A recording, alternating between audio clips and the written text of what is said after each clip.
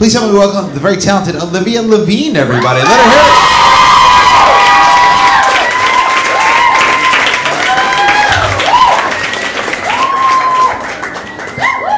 What's up, guys?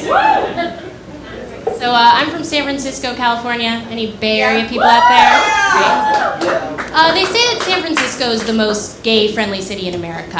But I think it can be difficult growing up gay in San Francisco because you don't really get a chance to stand out. Which is why I think I was lucky I didn't know until I left. I should have known, though. I should have. I would do like anything I could to avoid hooking up with guys in high school. So like once I was at a party and some guy asked me if I wanted to go upstairs with him. And I was like, you know what? I'm already super warm-blooded and heat rises, so I think I'm gonna stay down here. Or once I did end up in a basement with a boy, making out a little bit, and once it hit the 5-minute mark, I was like, thank you so much, I'm gonna head out. He was like, that's it? We didn't get to the good stuff. I was, that'll suffice, and I just sprinted away. I should have known. Apparently, everyone else did, though. When I officially came out to my mom my sophomore year of college, I said, Mom, I'm a lesbian. She said, Olivia, of course you are. I was like, really? How did you know? She was like, Olivia, I slept with a lesbian once in college and you walk just like her. My mom is a very funny woman. In fact, most of my Facebook statuses come from something she said. My personal favorite was when she thought that LMFAO stood for Let Me Face Another Obstacle. That one was a gem. She's good at Facebook. She's very vain, so she's really into like the liking culture, the TBTs, posting photos. Yeah, she's a vain woman. When I was younger, she used to make me lie to her boyfriends about her age. And there was this one really sweet one, Michael. He ended up finding out how old she was, and he didn't care. But they started dating around the same time that I started developing a series of facial tics, which I later learned were the beginning stages of my OCD. But I had like a sniff, this snort, and then I had an eye roll thing. And every time I saw Michael, the first thing he would do was he'd go, hey Olivia, give me a sniff, a snort, and an eye roll. All right, great, now give me a double eye roll, a double sniff, and a snort. And I did this for him, and I came to think that this was like something all guys liked. Like every guy wanted to be greeted like this. So Michael and my mom eventually broke up, and the next time my mom brought a guy home for me to meet, I naturally pulled out the sniff, snort, eye roll routine. And this guy looks at my mom like, what the fuck is wrong with your daughter? My mom didn't date for a while after that. I do have OCD.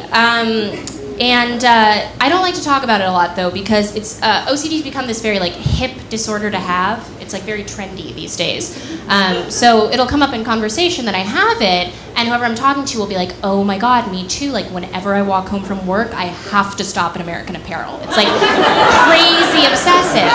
Or like, "Oh yes, me as well." Like when I put my perfume on in the morning, I have to spray it 3 times every time. It's really OCD.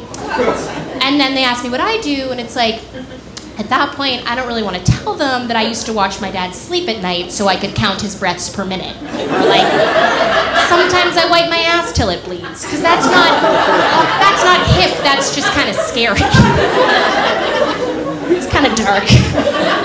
I'm not a really dark person.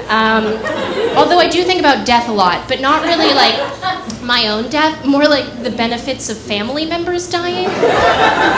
So like, it's really bad. I caught myself thinking to myself the other day, like, God, I can't for the life of me bring myself to cry in acting class. Like, if only my grandma Shirley would just bite the bullet already, I'd have some material to work with.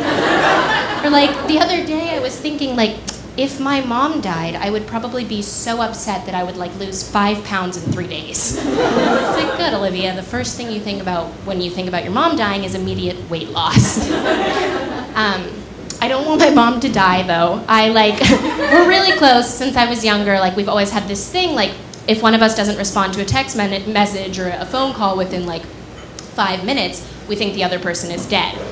So we do this thing now, like if our phone batteries are low, we'll text like, phone dying, but I'm not, just so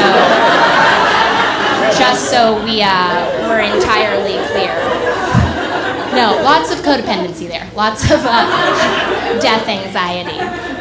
Yeah, but weirdly enough, I've never been afraid of getting sick. Like, I've always kind of liked getting sick. Probably because I like attention. But when I was younger, I always used to try and get people's illnesses. So I remember my stepbrother had chickenpox once, and I just spent the whole weekend rolling on top of him trying to get it. And one summer, my first summer home from college, I didn't have a job, and I was like, I need a project. And it dawned on me, I had never gotten the flu before. So I was like, this is my summer to get the flu. So what I did was I posted an ad on Craigslist, advertising myself as a babysitter specializing in flu caretaking. And I would go to these kids' houses, and I would watch the kids, and when they were sleeping, I would do anything I could to get their sickness. So I would hover over them and breathe in their germs, and I would rub their blanket on my face. I got real low, and once the mom caught me eating her kids' leftovers out of the trash can. That was a particular low point for me. It was a really weird summer, guys. That's what I have for you tonight, guys. Thank you so much.